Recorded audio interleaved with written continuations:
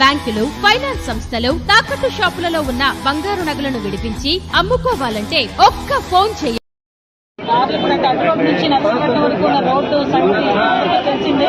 సుమారుగా 5 సంవత్సరాలుగా చాలా నరక యాత్ర పడి తిరిగే ప్రయాణికులందరూ కూడా తిట్టుకొని రోజంటే ప్రతిపక్షంలో ఉండేటప్పుడు ప్రత్యేకంగా దీని మీద 2 సార్లు పాదయాత్ర కూడా చేశాం, ధర్నాలు చేశాం.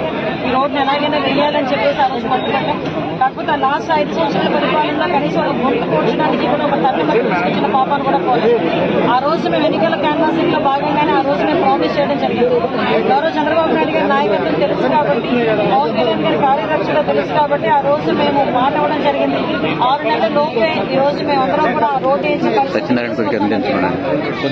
రోడ్లకు సంబంధించి ఈ రోజు మళ్ళా తిరిగి గౌరవ చంద్రబాబు నాయుడు గారి ఆదేశాల మేరకు రోడ్డు భవనాల శాఖ మంత్రి బీసీ జనార్దన్ రెడ్డి గారి ఆదేశాల మేరకు ఈ రోజు ఈ రోడ్డుని కూడా వేయడానికి ఈ రోజు సిద్ధపడడం అనేది చాలా ఆనందంగా ఉంది.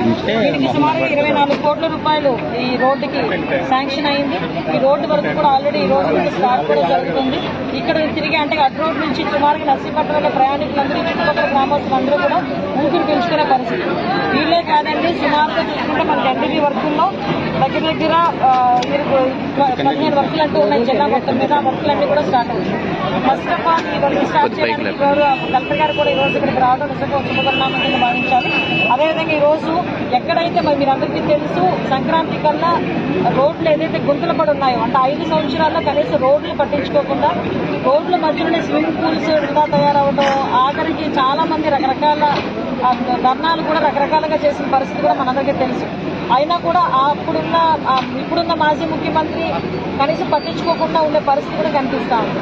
కాబట్టి ఈ రోజు మళ్ళా గౌరవ ముఖ్యమంత్రి గారు వచ్చిన తర్వాత గుంతలు లేని రోడ్లు చేస్తానని మాట ఇచ్చిన ప్రకారం ఈ రోజు జనవరి 15 కల్లా ఎక్కడైనా గుంతలుంటే ఆ రోడ్లన్నింటినీ కూడా పోర్చమని చెప్పి డబ్బులు శాంక్షన్ చేయడం జరిగింది. పాయకరావుపేట నియోజకవర్గంలోనే 15 వర్కులకి 1,50 లక్షల రూపాయలు, అదేవిధంగా డిస్ట్రిక్ట్ మొత్తం చూసుకుంటే 68 వర్కులకి 4,80 లక్షల రూపాయలతో ఈ జనవరి 15 కల్లా రోడ్లన్నీ గుంతలు కూడా పూర్తి చేసి క్లియర్ చేయమని గౌరవ ముఖ్యమంత్రి గారు ఆదేశాలు ఇచ్చారు. ఆ ప్రకారంగా మేమందరం కూడా ప్రచారం జరుగుతుంది. దాని మీద మీరు వచ్చిన క్లారిటీ ఇవ్వాలి.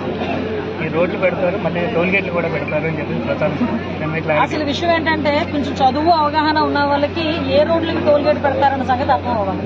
విషయం ఏంటంటే పీపీపీ మోడల్లో తయారు చేసిన వాళ్ళకి అది కూడా highways, it's not highway, RNB road. Highways లోని కానీ పెద్ద పెద్ద రోడ్స్ కి ఏదైతే ఉన్నాయో అది పీపీపీ మోడల్లోనూ ఒకే ఇండస్ట్రీ కన్సెప్ట్ చేసినట్లయితే దానికి గురించి మాట్లాడేది తప్పించి ఇలా రోడ్డు కనెక్టివిటీ అంటే village to village, mandal to mandal, constituency connectivity కూడా పెట్టలేదు. అంటే ఏమంటానంటే అలా అర్థం చేసుకునే వాళ్ళకి చెప్తున్నా. వరహానది వాళ్ళు కట్టలేదు కదండి, ఆ రోడ్డుకి చాలా ఇబ్బందికరమైన పరిస్థితి. విదేశమ వాక దగ్గర రోడ్డు గురించి కూడా ఆల్రెడీ ప్రపోజల్ మొన్న మన కలెక్టర్ గారు కూడా వచ్చి చూశారు.